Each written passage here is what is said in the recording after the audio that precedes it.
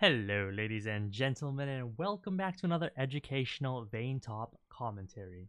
For those of you guys new here, basically what I do is I talk about everything that I'm doing, everything that I'm thinking about, so you can see the consistencies across all my games and apply it to yourself. So today we are playing in Diamond 2, Diamond 1, Master Tier-ish Elo, and we are against a Yorick top with Ghost and Teleport. This matchup is a matchup that a lot of people tend to have trouble with when they get hit by random E's, then they get trapped, they have to burn flash, then they get hit by E again, they die, they lose the entire tower. So, you're going to watch this video, and you will not have trouble with this matchup again, hopefully. The only weird rune we're running is Tenacity, so make sure you take notes. But starting off with the laning phase, we want to open up with... landing all the minions. You want to attack the Yorick and enter the brush. By the way, we are going to be buying Hullbreaker this game. That is the weird item that will likely be in the thumbnail of the video and the title. But attack the Yorick, enter the brush, and the reason why we enter the brush is so that we can not take the minion aggression. As you can see, the minions get off me because they're like, huh? Where'd Saskio go? Or where'd Vayne go, not Saskio. Some people don't like it when I refer to myself in third person, so we need to try avoiding that. But going back to the wave state, what we're doing here is we're building up a 3-wave crash, and basically what that is you build up the first 2 waves by purely last hitting, and on the 3rd wave you start hard shoving the wave and then you crash the wave. And what this does is that allows you to crash the wave, you get to go back, buy your items, and then you come back, and then you hold your opponent in lane with an item advantage, and then you try to kill them. That's basically the gist of it. So right here we're going to try to poke the Yorick maybe. Just eat him away. And then we're simply going to go back to base, and the 3-wave crash is complete.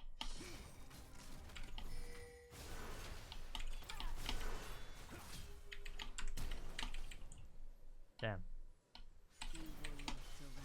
That's so sad. Well, I unfortunately got ganked early on. I think he did 3 camps, and then he ganked top. And then his entire bot side is up, but that is a possibility that you do have to account for. But, it is what it is. Normally you do the 3-wave crash to avoid getting ganked like that. But that is my fault for not warding on wave number 2 after I cleared the 12th minion of the lane. I should have warded, which is the last mage minion on wave 2. And you want to ward in that brush right there, whether on blue side or red side, and then it'll cover you for those ganks. But right now, that gives the opportunity for my Evelynn to potentially invade because the Lee Sin sacrificed his tempo of pathing downwards to gank me top lane. So right now, while the wave is bouncing back towards me, you should most definitely not get hit by an E here, that's for sure. I'm trying to bait it out and I'm trying to tumble it. Your objective here is to try to shave the wave as much as you can without getting poked. Aha! Sit down, boy. Alright, let's try to farm these goals. And make sure you guys run Overgrowth against Yorick because his little goals do count towards your Overgrowth stacks. Just a small little advantage you can abuse. Not necessarily abuse, but just something to get you a little bit of extra juice. But yeah, your objective is to shave the wave down as much as you can so that you can potentially freeze, but it's a bit hard against the Yorick. And right now, I think I'm just going to go on him. Oh no. I can't land the E. There's no angle. So we just poke him. And the wave is bouncing towards him after me killing that mage minion. I think even if I didn't kill that mage minion, the wave is going to bounce towards him anyways. So all I can do here is just push and crash the wave. Oh, he stayed. Interesting. Okay. So I'm going to push as hard as I can. And then I want to go over, and hopefully Yorick just lets the wave crash and doesn't pull a freeze. Which I believe that is a freeze. And not... yeah, that's a freeze. So right here, I'm going to help the Evelynn by killing these Void Grublings real quick. Make sure we get this into our pocket. And then I'm going to go top right now, and then go break that freeze immediately. So let's go top right now. And it's very important that I don't get hit by his E right here. So I lost 3 melee minions for going to the Herald, but it's a fine trade. And notice how I'm constantly always in movement so that I can potentially dodge his E if he decides to fire it like that. So right now I'm going to try to just crash the wave, and I want to go back to base and grab my Berserker Greaves as fast as I can. let's just try to push this in real quick.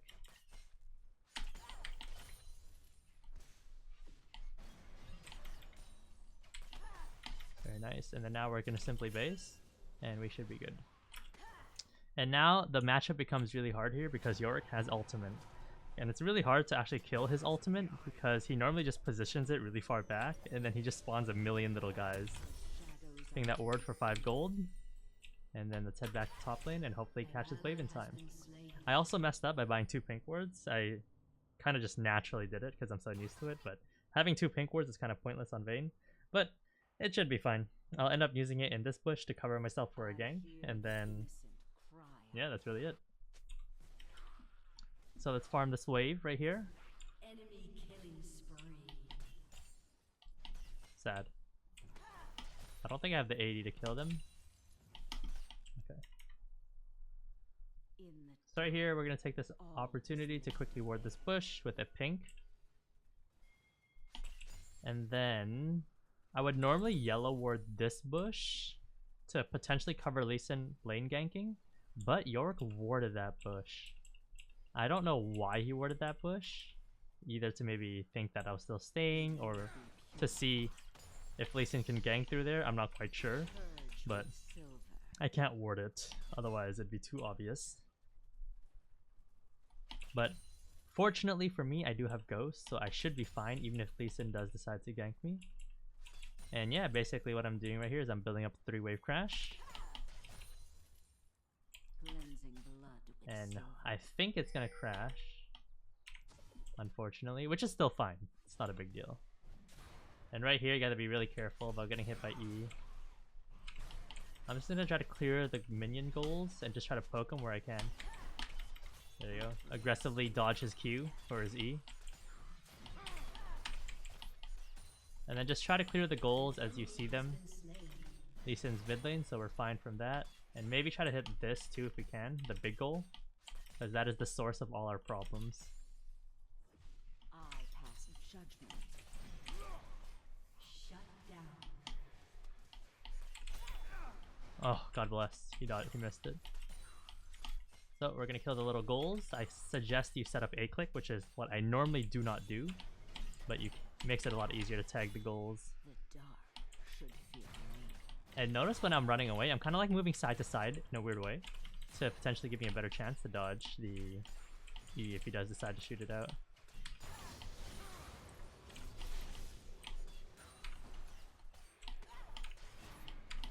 Nice. Perfect spacing. And yeah, just do my best to try to clear some of the goals out, and that's really it. Having a Vampiric Scepter is going to be very helpful in this matchup. But right now, the wave doesn't really have a structure. It was pushing towards me, but I bounced it back out because I do want to keep pressuring this Yorick if he's not in a position to pressure me. Because a lot of times in this matchup, you end up getting pressured in by Yorick and then you can't really do anything. So the fact that I'm able to actually hold and not get hit by any of his E's, I'll take advantage of it and continue pushing for the tower. And try to take some plates right here. He went Boots of Swiftness. That's interesting.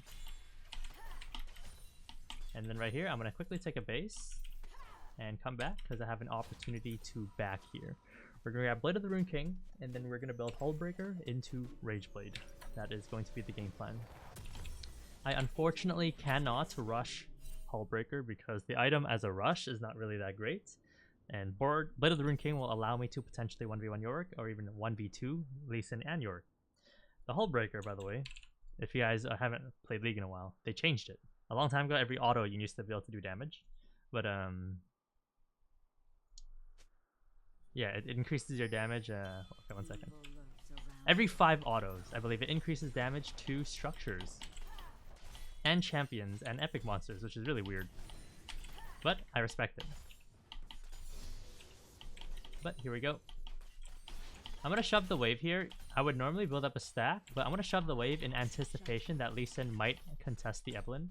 So I do want to be there if that does happen, and even if he doesn't, then I'll be there to help out with the getting the void things. Because it's going to be very helpful to have all 6 for me to split push more effectively. So if anything, this Evelyn is helping me out with my YouTube video by making the split push seem very overpowered, which it is when you have 6 void grublings, don't get me wrong. Yeah, right here, let's clear these bad boys out. Clear, clear. Okay, perfect. And I guess just keep shoving 24/7 if Yorick doesn't try to pressure me. Normally this is a matchup that shits on you. All you have to do is just land like one E, and then all of a sudden you're like half HP or you have no flash, one or the other.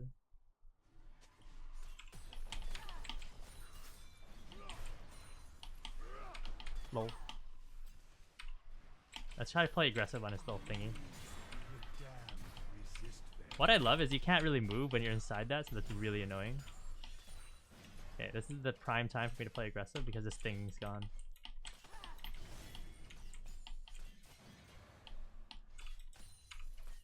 Okay, we're gonna play aggressive on that cannon if he goes for a melee hit on it. I'm gonna tumble upwards and commit to the tumble.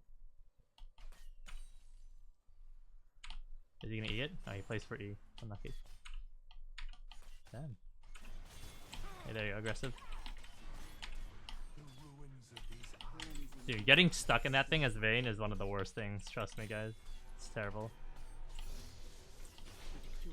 Okay, I should be getting ganked by Lee Sin in the next 30 seconds. He based, he's doing Krugs right now, and he should gank top after.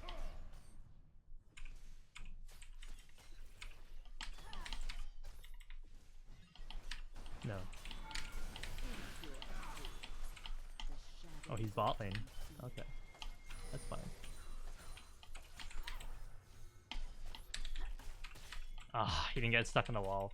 If he got hit in the wall there, he probably would have died from the extra E damage that you get when someone gets stuck in a wall. Alright, but so far so good. Let's continue pushing. The Yorick is very low.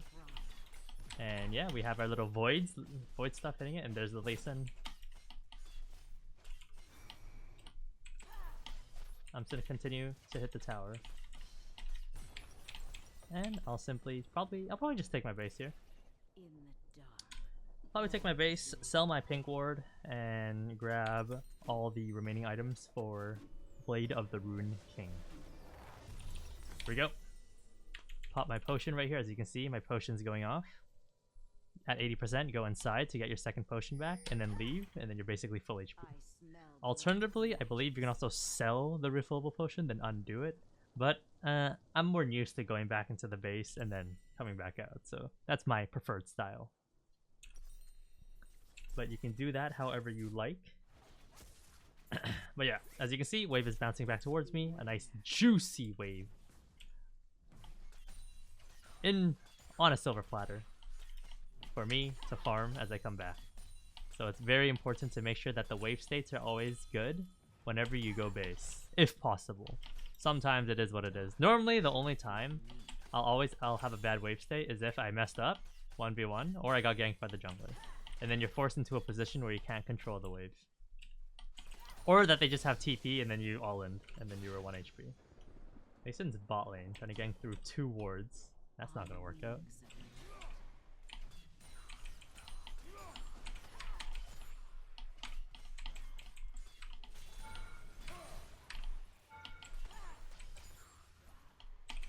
One auto on the turret, let's go. And then this is where the Vamp Scepter comes into play right here. Heal me up, my boy. Thank you very much. And then yeah, all we're gonna do is very simple. Just keep hard shoving and then keep slowly working away at Yorick, working away at his little pets, working away at his ultimate, and yeah. Not really much else to say here. Make sure he dodges E, nothing changes there. Okay. Oh, God bless. I just escaped out of it. Let's go.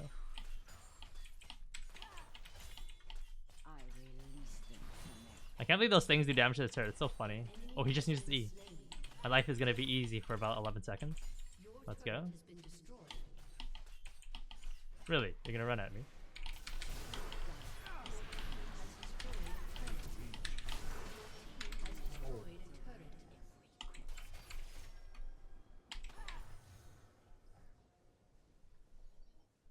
No, please. No.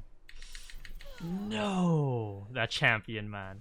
I think I tanked the tower shot, which made it really bad. But it looks like my teammates are going to have my back here and finish off the Yorick kill. God bless my teammates. And now, next on the chopping block, we have a Hullbreaker incoming. The first item we're going to want to buy is probably 4% movement speed to help me out with dodging Yorick abilities, because that Yorick E is going to kill you. And getting stuck inside his W is what's going to take you down. So you don't want those things to happen to you at all. Okay, swapping trinkets don't work still. A long time ago, if you swapped your trinket from yellow to red back to yellow, you'd actually lower the cooldown of it, because it would change the cooldown based on your level. And if you leveled up the last time, then you'll actually lower the CD. But that doesn't work anymore. So yeah, I just wanted to test it, see if they changed it, but yeah, they didn't. And you are gone, Mr. Yorick. Goodbye. Let's farm the rest of the wave here.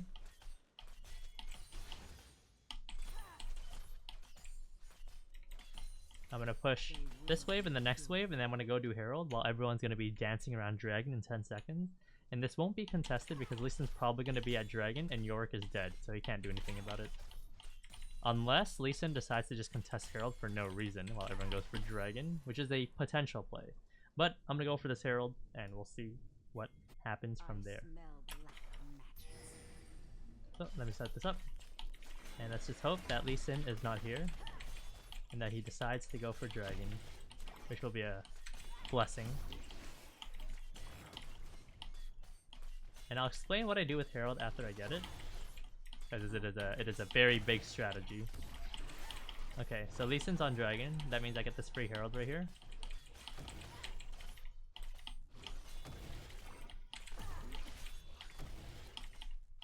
Okay. So normally, so how long do we have this? We have 300 seconds. It's not bad. So here's what I'm gonna do. I have the Herald until just about Dragon spawns. 1 second.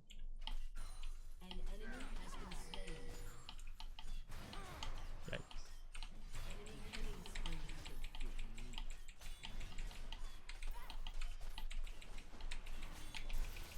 He loses. He lost. He missed everything. Goodbye. He missed everything. His E, his W, his life. Ah, yeah. Okay. Here's what I do with Herald. I simply go to the opposite side objective, which is the next dragon spawning after you take the Herald. Normally, a long time ago, it was the second Herald, but now there's only one Herald in the game. So basically what that means is when the next dragon's up after you get Herald, you want to be in a position on the opposite side of the map, aka top lane, around the time dragon's spawning. And then you'll force your opponents into the two options that you always present people with when you're playing Vayne top. Number one, they send multiple people to deal with you. If they do that, simply run away, and then your teammates get the objective on the opposite side of the map.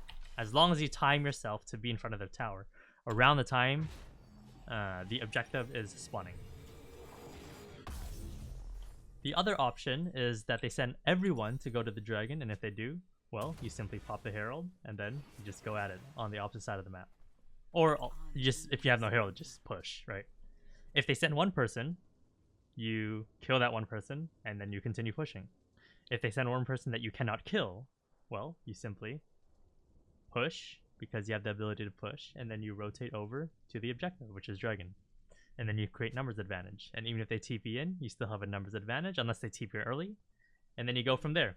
Then you do it again after the objective, through the opposite side of the map, normally on the dragon side to the Baron right after, because by then dragon will be dead, etc, etc. And that's the name of the game for Vayne top. That's it. But that's exactly what we're gonna do with Herald here. We're gonna hold on to it as long as we can, and I'm gonna assume that the next objective that we're playing for is going to be dragon, even though it's still away from 2 minutes and 24 seconds. But as you can see, there's multiple people around this, so I might end up just using it anyways, because the timer with dragon and my Herald is very close together. So I might just end up burning it anyways, but we'll see. The biggest thing will be making sure I don't die before the objective.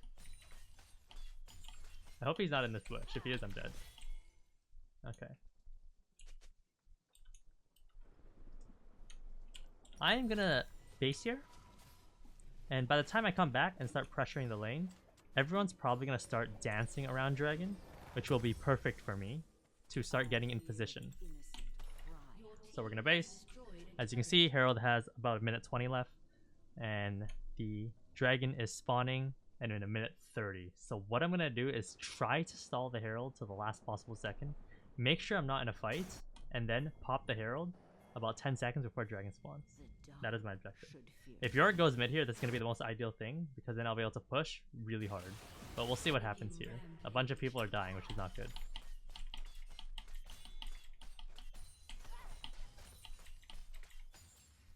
That's not good at all. Cleansing blood with silver. Enemy killing spree. That is absolutely not good at all, ladies and gentlemen. Vayne, can you come and end the game for us? I'm 1-1-1. What are you trying to get me to do? Mate?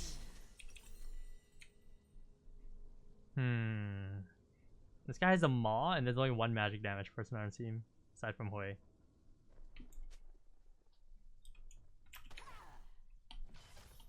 This game is not looking good from the angle of our mentals as a team. It seems like everyone's mental is kind of destroyed. Wow, the enemy team took Baron. Okay.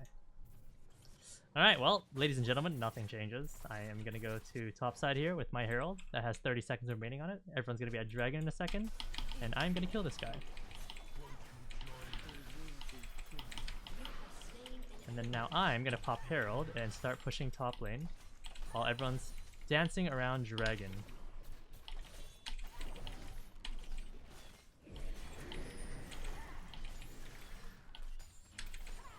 And I think you can ride it or something. Yeah, so we're gonna charge this as hard as we can towards the top rush, towards the top wave. And how do I leave? I'm gonna simply just hard shove as hard as I can, even though everyone's fighting in top side, and just go at it. Just fully commit. Fully commit. Don't even look at what your teammates are doing. Just go. Oh shit! You lose the charge if you do that. I see. Okay. Do I get another charge?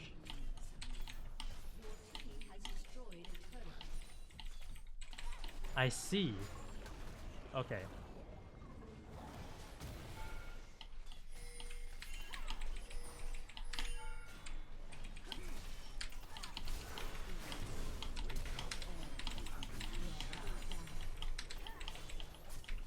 Alright, very nice. And then now we push and take the inhibitor. And surprisingly, no one took Dragon that entire time. As Zeri walks up here, I'm gonna Q auto her and then get a slow on her. But someone, for the love of God, please get Dragon. Holy Hullbreaker, and that split push strategy is so strong. Like, actually, clickbait aside, that strategy has always worked since the start of time. Alright, next up on the chopping block, we are going to be grabbing a team fight here.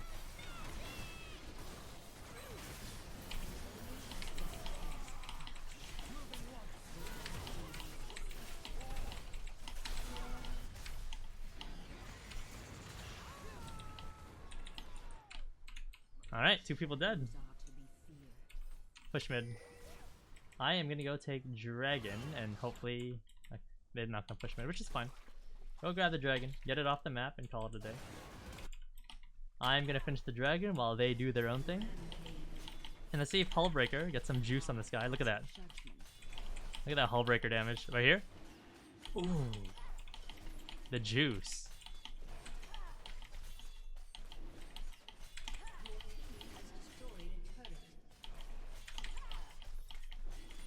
And looks like all of a sudden the game just breaks wide open, as you guys can see, right? Just from that one strategy, the Herald strategy. Obviously, my teammates played a big role in it on winning their fight against everyone on the enemy team. But even if they lost, let's say they lost around Dragon area, right? You would still end up taking the inhib turret at worst, and at best you'd still end up taking the inhib tower.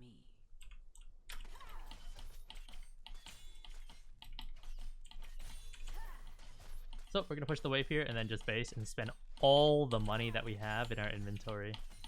Very nice. And now we take a base and spend that money. And as you can see, game's just wide open. Top inhib down. Mid inhib's open. We got 2 dragons. We're absolutely vibing here. Rageblade into the pocket. Next up, let's grab a Terminus.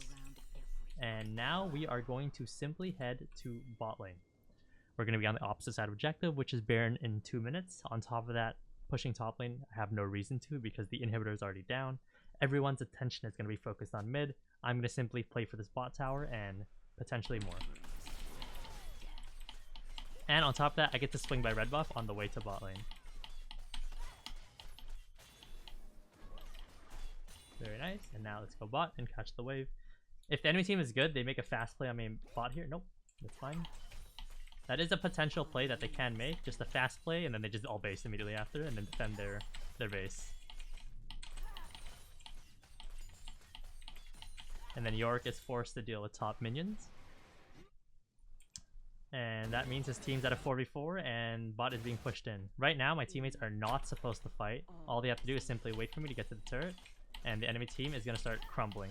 Because Yorick is still dealing with top minions. And there you go. Now they have numbers advantage.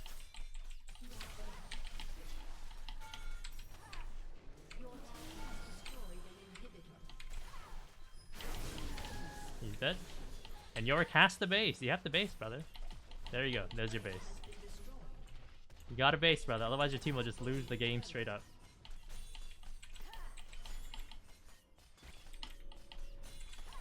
You don't even get to play the game no more if you keep going. Hullbreaker damage. Jesus Christ. And right here, we can probably just go for it, YOLO.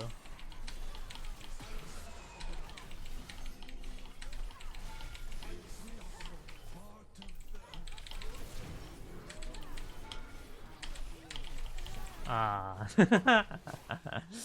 And hopefully that allows my teammates to push and take the towers here. And yeah, it looks like we end up winning the game, which is a massive W for the boys. Hullbreaker, ladies and gentlemen, is not a bad strategy actually into Yorick. It's definitely a different, it's a little different from the regular Bork into Rageblade into Terminus, but it's definitely a viable build if you want to go it. But ladies and gentlemen, if you guys enjoyed the video, make sure you guys drop a like, hit the sub button, and have a fantastic rest of your day.